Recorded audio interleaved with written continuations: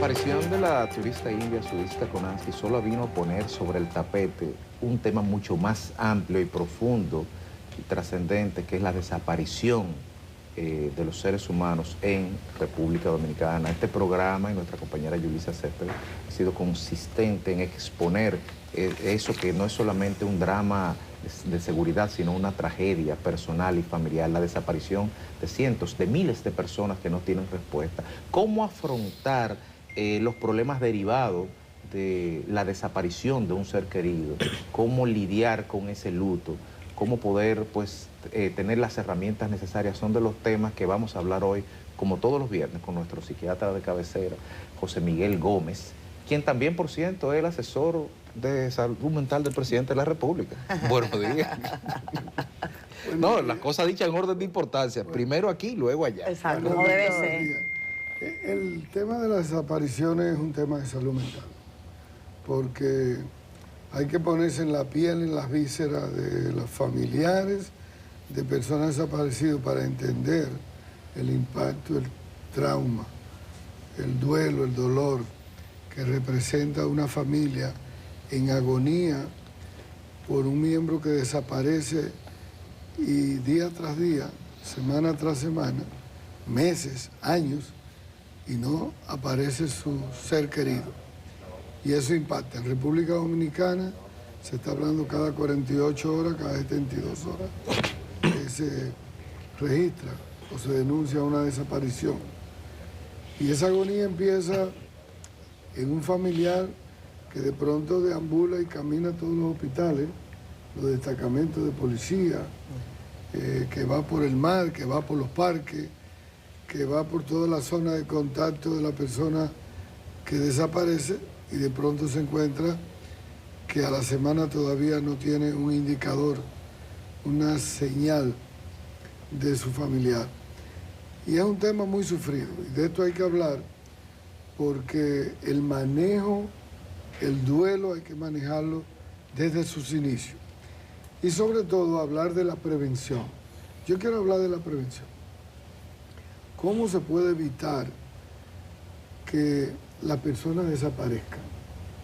Porque cuando uno ve los estudios latinoamericanos de las personas desaparecidas, uno se da cuenta que, por ejemplo, los envejecientes tienden a desaparecer porque tienen cambios importantes en sus funciones superiores. Por ejemplo, un viejo con Alzheimer, claro, tumor cerebral, una enfermedad de Parkinson, una enfermedad neurodegenerativa, tiende a tener confusiones, problemas con el espacio, con la orientación, y sale a deambular, sale al vecino y de pronto no encuentra dónde está la casa y se desaparece. Eso es muy frecuente. Personas con demencia que desaparecen. En los adultos, por ejemplo, los que sufren de alcoholismo crónico, demencia, epilepsia, personas que tienen trastornos de enfermedades mentales, que salen a deambular, a caminar sin propósito y de pronto desaparecen. En los jóvenes que están en edad productiva, desaparecen por sicariato, bandolerismo, secuestro, violencia social. Pero cuando son niños y niñas que desaparecen, que está más asociado a abuso sexual, a violencia sexual, a prostitución infantil, siempre hay un adulto involucrado que le hace daño a la niña, al niño, que la mayoría de veces son sociópatas, psicópatas. Entonces, la familia que nos están viendo, pueden activar mecanismos de prevención, de evitar. Fiscalice a la persona mayor que usted tiene en su casa. No la deje salir sola. Acompáñela siempre a salir o controle la puerta para que el envejeciente no salga. Si usted tiene un hijo, un adolescente, pídale que informe en su casa con quién va a salir, dónde va a ir. Si usted se va a mover del lugar, llame y diga el contacto hacia dónde va, porque es importante que la familia tenga el contacto con quien usted se junta, en qué sitio usted está, dónde usted está, a qué hora usted regresa. Es bueno que los muchachos eviten ir a lugares oscuros. No se pueden apartar de los grupos cuando van a actividades de masa. Entonces, yo pienso que esas son claves importantes para que las personas se cuiden y disminuyan el riesgo, viendo el riesgo como la probabilidad de padecer un daño y sobre todo una desaparición. Doctor, y el tema de cómo manejar esa situación, cómo se extiende, la falta de respuesta, cómo la gente puede afrontar algo tan difícil hasta de imaginar. Mira, lo primero que se hace es el acompañamiento. Y le estoy solicitando y le he solicitado a los organismos de socorro tener psicólogos que tan pronto una persona pone la querella y le están dando el seguimiento, empieza el proceso de acompañamiento emocional, del acompañamiento psicológico. Eso es muy importante, porque es un duelo. Y lo primero que usted, la primera día o semana, usted está en un estado de shock, de negación. Usted entra en trastorno de ansiedad, usted no duerme. Usted comienza a presentar desesperanza, intranquilidad, nerviosismo, estado de confusión, de ira, de rabia, de angustia. Entonces, esos son los impactos emocionales psicológicos. Y se necesita desde ese primer momento acompañamiento. Y luego, si esta persona tiene dificultades como depresión, trastorno del sueño, estrés postraumático, debería de ser referido a un psiquiatra para medicarlo y seguir el tratamiento. Pero también hay acompañamiento espiritual, también hay acompañamiento social.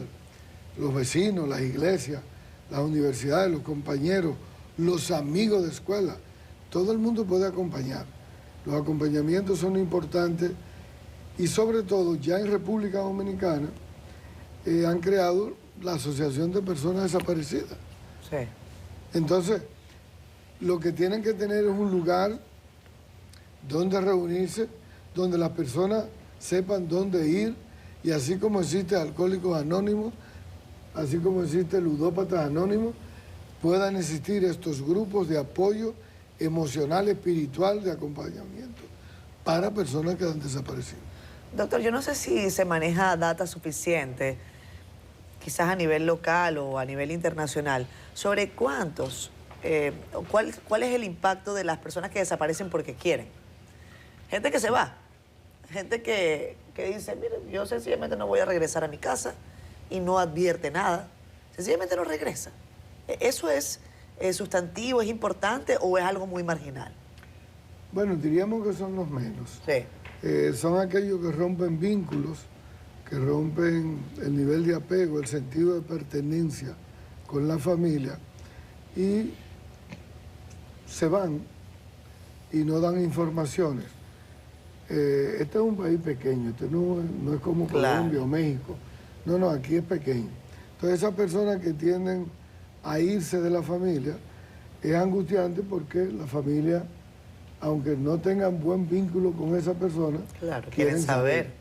Entonces, eso sucede, pero diríamos que son los menos. El gran problema de la desaparición es enfermedades de salud mental que están asociadas al las proceso. enfermedades de salud mental que están asociadas a esto. Por eso estoy hablando del estrés postraumático, estoy hablando de depresiones crónicas, Alzheimer. Estoy hablando de situaciones donde los familiares se angustian y necesitan la ayuda. Y cuando tienen meses, años, que el ser querido no aparece, el tratamiento cambia. Es lo más difícil, acompañar a una persona al resignamiento. A la resignación. A la resignación, a la autocompasión, a la gratitud La culpa. Y a manejar la culpa y la desesperanza y aceptar el duelo de que ya ese ser humano no va a volver. Para seguir fluyendo en la vida, seguir en familia y siempre recordar a esta persona. Lo que más se quejan es que tú prefieres verlo y enterrarlo porque Claro. ya tú sabes Tú cierras. que tú cierras un ciclo. Claro. Entonces, con el desaparecido, una de las complicaciones y de las implicaciones es que no se cierra el No, y ciclo. es que además la gente siempre espera que aparezca. Correcto. Mantiene Sí. la esperanza hasta el final. Dice, aunque todo me diga que no, yo creo que puede ser que esté vivo. Por cierto, doctor, perdón, Fede, que se cuestiona mucho sobre, por ejemplo, la respuesta de los padres de Zudishka Konansky, de la joven que lamentablemente desapareció en el este de República Dominicana, sobre el momento en el que ellos dicen, ya, declaren la muerta, 13 días después. La madre con mucho dolor y el padre también dan una declaración en donde dicen, entendemos que sí, que falleció, aunque Hay- no hay cadáver. hay un aunque- aspecto ¿Cómo cultural. ¿Cómo se Ahí lee eso? influye mucho Porque hay el mucha aspecto- aquí como que no se entiende. Claro. No sé Sí, si es un pero aspecto cultural es que que hace la influye el diferencia. aspecto cultural, Claro. Marte. Es decir, en la cultura de ellos, el poder ponerle un tiempo a la desaparición, para ellos significa cerrar el ciclo. Entonces la cultura de nosotros no es así, y mucho menos en nuestra Constitución. Aquí se habla de desaparición después de 4 años. ¿Ves? Entonces, es un tiempo muy largo para declararlo una persona ya Fallecida. muerta, fallecida, desaparecida, después de 4 años. Pero en la cultura de ellos no. Entonces, para ellos cerrar el proceso e irse del país y poder continuar con su vida, necesitaban esa información, necesitaban el documento que la dé por muerta para ellos cerrar el ciclo. Y en eso no se le pudo complacer, con mucho dolor por el producto de las leyes dominicanas. Pero es cultural, fue eminentemente cultural, que en esa cultura se manifiesta así. Doctor, puede que una persona, en República Dominicana se hablan de miles de desaparecidos, que las personas no puedan cerrar ese ciclo, puede implicar o desembocar en cambios de conducta en su propio entorno familiar. No cerrar ese ciclo, no abordarlo de la forma que usted plantea, podría cambiarle la vida a la gente, incluso generarle problemas no vinculados a la propia desaparición de su ser querido. Sí, y ahí se habla de la huella somática, ahí se habla del trauma no cerrado, de la vivencia traumática que se queda en el cerebro. Y cuando se queda en el cerebro, cambia las emociones, cambia el comportamiento, y muchos padres, muchos hermanos, abuelos, no vuelven a ser el mismo dentro del contexto de la familia, de la sociedad. O te hacen un trastorno disociativo, o te hacen un trastorno inadaptativo, te hacen un proceso que le rompe la continuidad del sentido de su vida y no vuelven a ser el mismo jamás. Entonces, por eso es importante trabajar el duelo desde el inicio, porque cuando tú acompañas a ese ser humano en el proceso del dolor y le permite evacuar su angustia, su rabia, su ira, el significativo de esa pérdida, y lo trabaja desde el punto de vista también espiritual, la aceptación.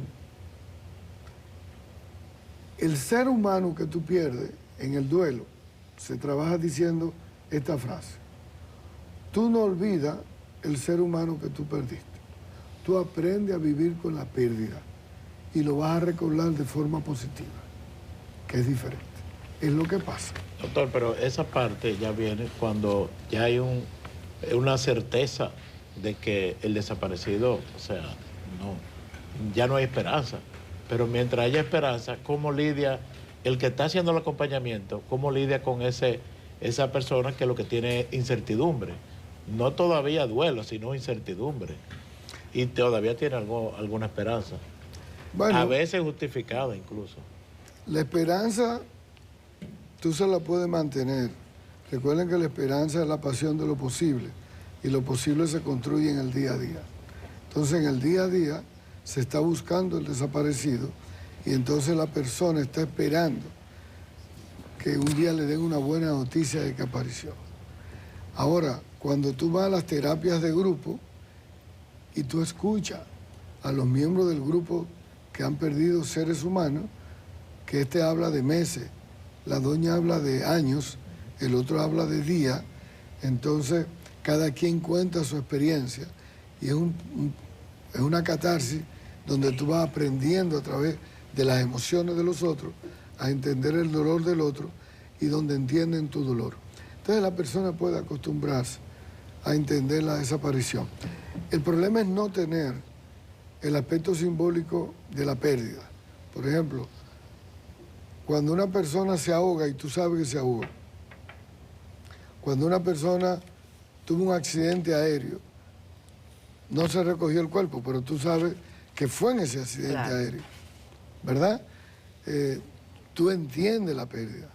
Pero cuando tú pierdes al ser querido y tú no tienes el objeto del espacio, de la parte simbólica de dónde está y cómo fue, ahí es que la angustia se prolonga más. Un tema de una falta de respuesta. Correcto. Bien, gracias, doctor. Le vamos a recordar a la audiencia que los libros de nuestro psiquiatra de cabecera, asesor de salud mental del Poder Ejecutivo, el doctor José Miguel Gómez. Además, Además, están en Amazon, Son también están en tremendos, son Kindle. tremendos. Ahí en pantalla, póngame en pantalla, por favor, los contactos y los Kelvin, teléfonos. ¿No lo vemos ahora? Kelvin, ayúdame con la imagen de los libros del doctor, que parece por allá los muchachos de atrás no lo tienen. Doctor, usted está pensando en otra ¿cómo es? Psicopatobiografía. Psicopatobiografía, que es muy difícil. Mira, Sí. yo empecé a trabajar... Hay una que yo quiero que usted escriba de un presidente de un partido político. Yo empecé a trabajar Pero y está lo vivo. Está vivo. y tengo todos los documentos de la psicopatología de Johnny Aves. Bueno, Hay varios, buena, hay buena, y buena. hay Ese muchas bien. cosas con Johnny Aves. Era un sociópata él, ¿no? Psicópata. Psicópata. Psicópata. Psicópata. Wow. El psicópata más trascendente de la tiranía trujillista fue De Johnny Johnny Aves. Aves. Ahí está. Más que los otros 5 que hicieron el trabajo sucio. Bueno, nos vamos. Ahí está está, en ok. pantalla los libros del doctor. Vamos a pausa. Venimos. Gracias, doctor. Feliz fin de semana.